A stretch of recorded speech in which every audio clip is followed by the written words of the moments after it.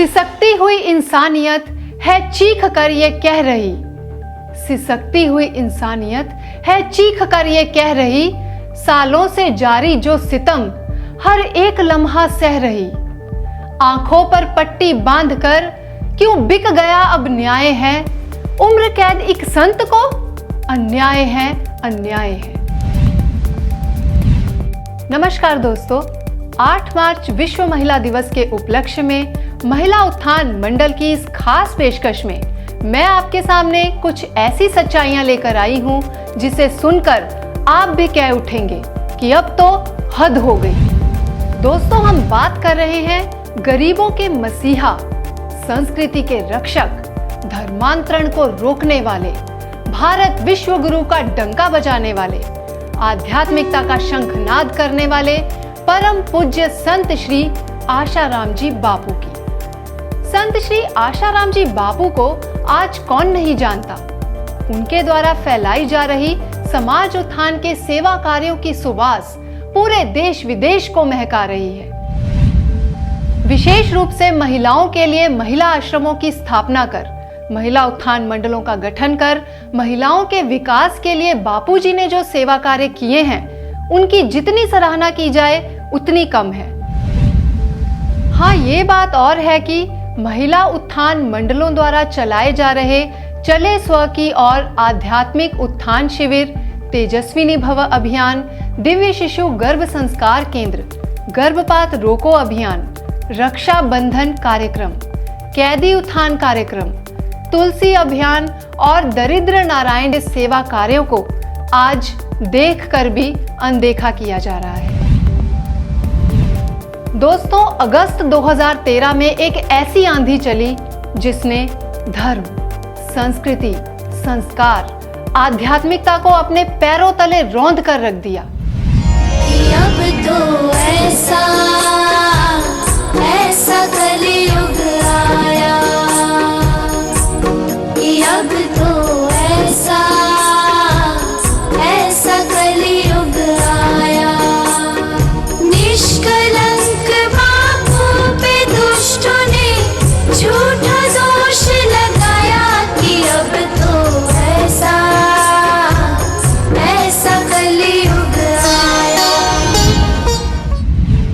जिस नारी शक्ति की महिमा को जगाने के लिए संत श्री आशाराम जी बापू ने अपने बिगड़ते स्वास्थ्य, अपने कष्ट, अपनी पीड़ाओं को अनदेखा कर रात दिन एक कर दिया, उसी नारी ने नारी सुरक्षा के लिए बनाए गए कानूनों का दुरुपयोग कर एक के बाद एक मनगढ़ंत और बेबुनियाद आरोप लगाकर एक संत की, एक करुणामय संत के सम्मान को आहत कर दिया।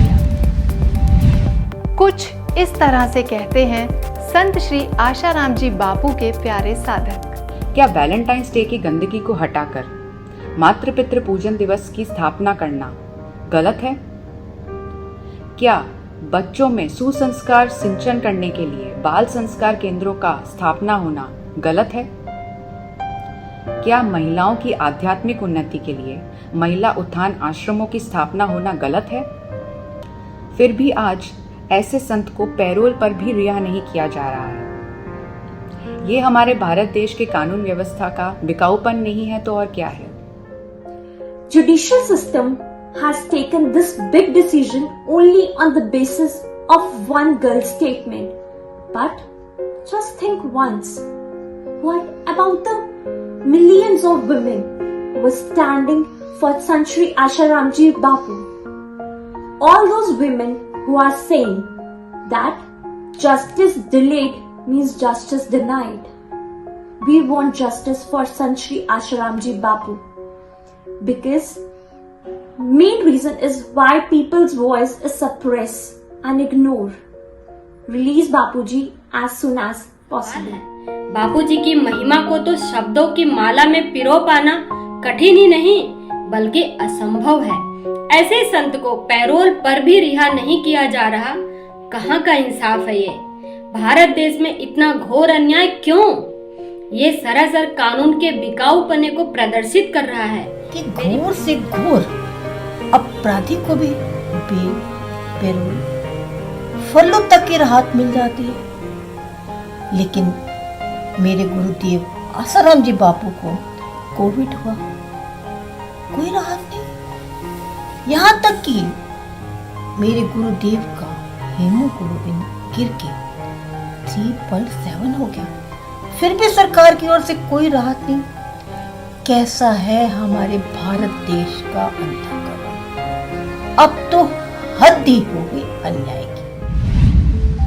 2013 जोधपुर केस की बात की जाए तो उस केस से जुड़े एक नहीं अनेक तथ्य चीख चीख कर संत श्री आशाराम जी बापू की निर्दोषता की गवाही दे रहे हैं। लेकिन कुछ बिकाऊ मीडिया ने और अंधे कानून ने पूज्य बापू जी को आजीवन आमरण कारावास की कठोर सजा सुनाकर न्याय की गरिमा को कलंकित कर दिया।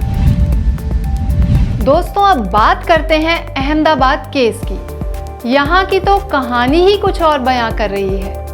कथित घटना है 2001 की और लड़की फरियाद कर रही है 12 साल बाद। गौर करिएगा, लड़की फरियाद कर रही है 12 साल बाद, यानी 2013 में। 2007 तक लड़की संत श्री आशाराम जी बापू के महिला आश्रम में ही रहती थी। सत्संग करने के लिए बाहर शहरों में भी जाती थी, लेकिन आश्रम से भागने के लिए उसको पीछे के दरवाजे की जरूरत क्यों पड़ी?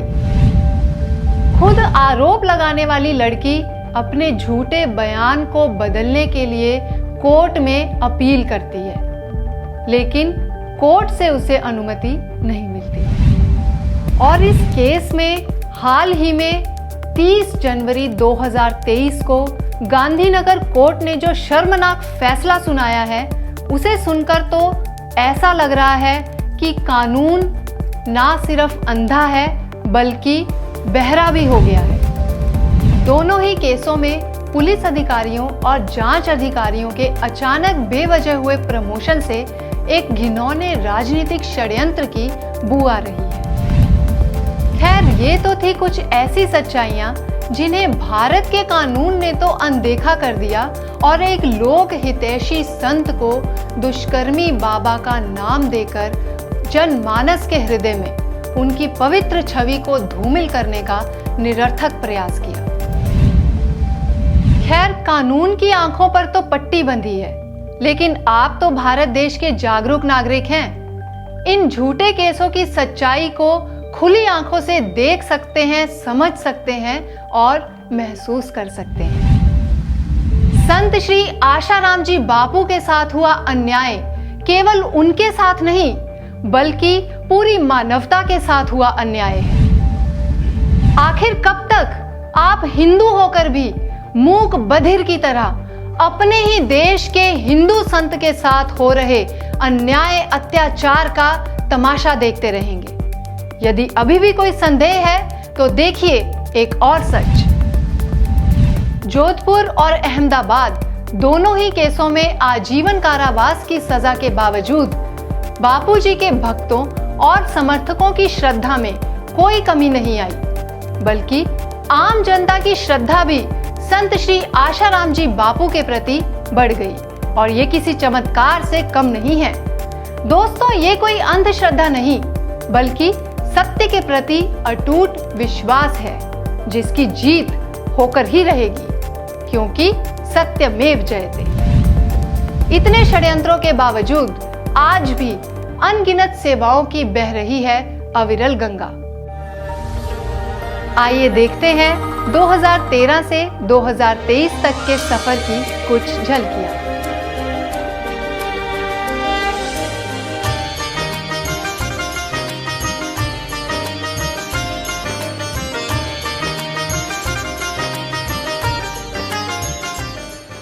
लोकहित ऐसी संत श्री आशाराम जी बापू की प्रेरणा से चल रही महिला उत्थान मंडल की सेवाओं की लिस्ट बहुत ही लंबी है। महिला उत्थान मंडल की बहनें पूरी दुनिया में फैली हुई हैं और अपनी सेवाओं से अपनी उपस्थिति दर्ज कराती रहती हैं।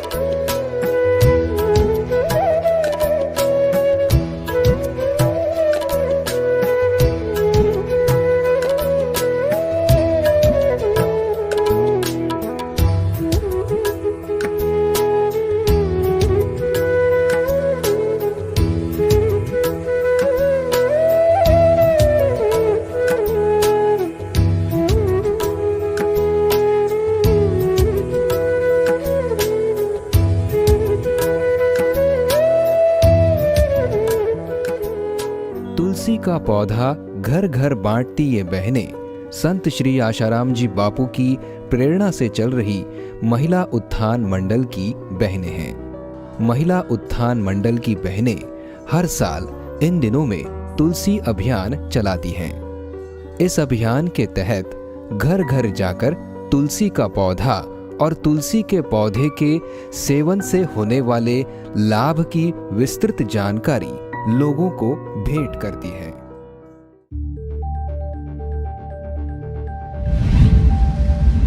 सत्य ना तो किसी कानून का मोहताज है, ना ही प्रमाण का।